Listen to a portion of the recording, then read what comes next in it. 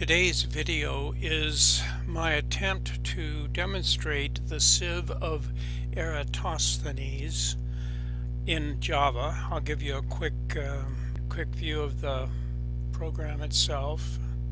So, who was Eratosthenes?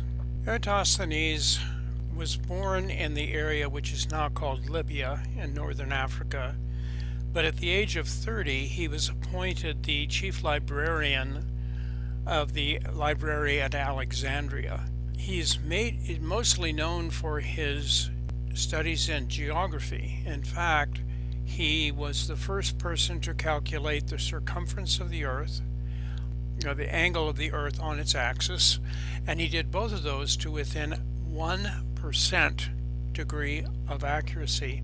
But what we're interested in here is not his geology as much as his mathematics, because he devised a method to find prime numbers, and that he called the Sieve of Eratosthenes.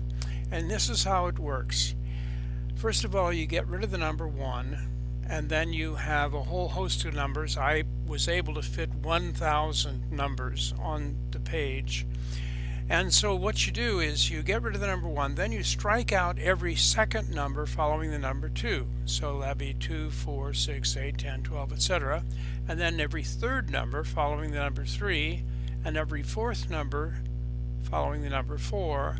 And you keep doing this, okay? And then the numbers that remain after you've stricken out all of the numbers, the numbers that remain are prime. So it'll make more sense if I show it to you actually running. Now in this program, the striking out will not be crossing the numbers out as he suggested. It will be performed by using different colors for each new prime in the top row, and then below the top row all of the primes will have white backgrounds. So here we go. So he says, okay, strike out the number 2 and every second number after that. Okay, now I should say that, all right, these are the primes: 2, 3, 5, 7, 11, 13, 17, 19, 23, 29, 31, and 37. Now, why aren't they white? Well, because in the top row, I gave a new color, a different color, to each new prime. So 3 is a prime, it gets a new color. 5 is a prime, it gets a new color. 7 is a prime, it gets a new color.